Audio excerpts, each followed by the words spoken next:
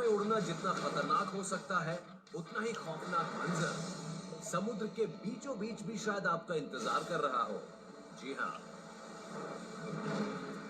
Australia के समुद्र तट से तकरीबन 80 किलोमीटर दूर प्रकृति के सबसे काबिल परभक्षी ग्रेट बैरियर रीफ के किनारे पैदा होने वाले करंट्स की पेट्रोलिंग में लगे हैं।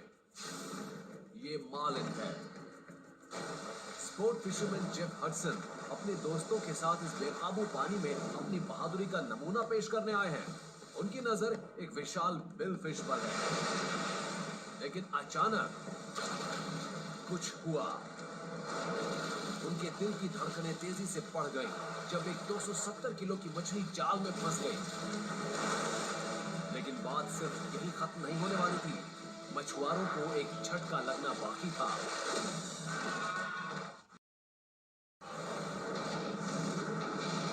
जेफ हडसन और उनके दोस्तों ने अपने जाल में एक विशालकाय मार्लिन को फांस लिया है।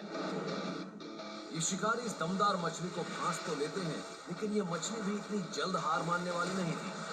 मछुआरों को क्या पता था कि जाल में फंसी ये मछली उनकी जान लेने पर आमादा हो जाएगी।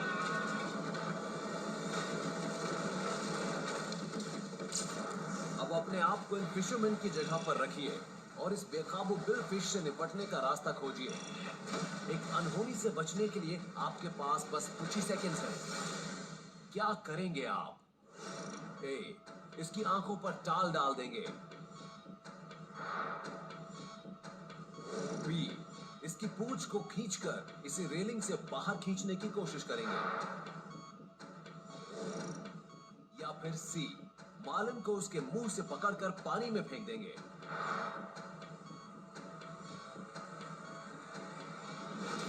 लेकिन कुछ भी करने से पहले इन बातों को जान लीजिए। समुद्र में काफी उथल पुथल मची हुई है। आप किनारे से तकरीबन 80 किलोमीटर और ओशन की एक खतरनाक परभक्षी का शिकार बनने से बस कुछ ही इंच की दूरी पर हैं। मार्लिन 14 फीट तक बढ़ सकती है और इसका वजन तकरीबन 900 किलो होता है।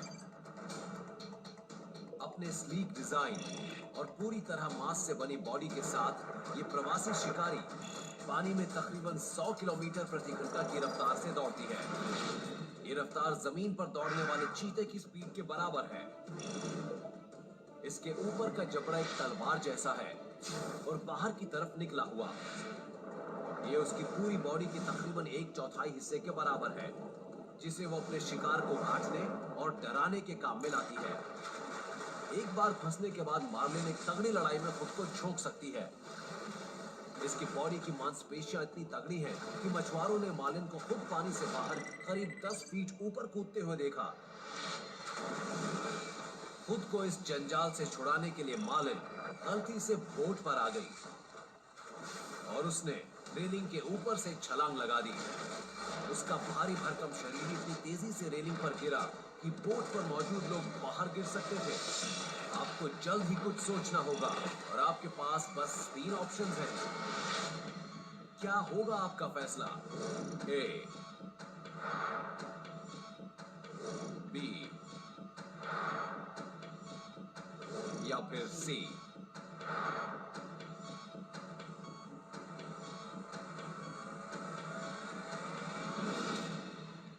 क्या करेंगे आप?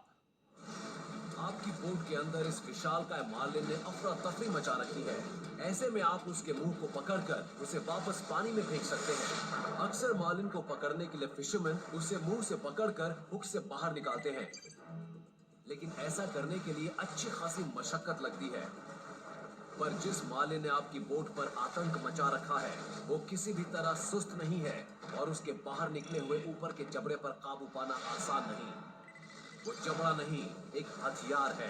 मार्लिन के बोट पर छलांग लगाते ही जेफ का एक दोस्त उसके जबड़े का शिकार होने से बाल बाल बचा। इसलिए अगर आप इस धारदार तलवार के आगे अपने शरीर के किसी भी हिस्से को लेकर जाएंगे तो समझिए आप अपनी जान गंवा बैठेंगे।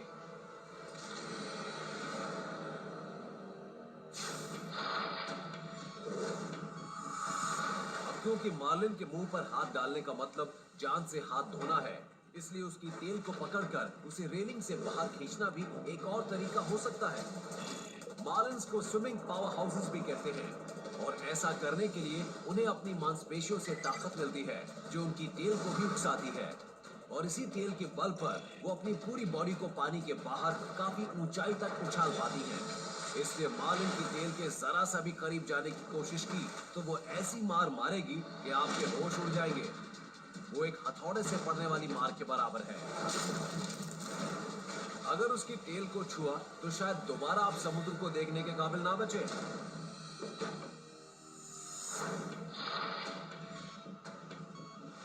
तो फिर क्या चारा बचता है? अगर आप इस जानलेवा मुसीबत से पीछा छुड़ाना चाहते हैं तो बेहतर होगा कि आप खुद को उससे दूर ही रखें और कैसे भी करके मार्लिन की आंखों पर कोई टॉवल या शर्ट डाल दें। ये मछली काफी बेचैन हो रही है क्योंकि ये घबरा गई है। इसकी आंखों को कवर देने से इसे वो उत्तेजना नहीं मिलेगी जिसे देखकर ये लड़ने के लिए और खुद को पटकने के लिए मजबूर हो रही थी। दूरी बनाए रखें और अगर किस्मत अच्छी हुई तो ये परेशान बिल फिश बहुत जल्द वहां चली जाएगी जहां इसे होना चाहिए, यानी समुद्र के अंदर। और इस मार्लिन के साथ भी ऐसा ही हुआ। इस पूरी घटना के दौरान किसी भी मछुआरे को ज्यादा चोट नहीं लगी, इसलिए टॉवल आंखों पर डालिए और अपनी जान बचाइए, तभी आप ये कहानी सुनाने के लिए जिंदा बच पाएंगे।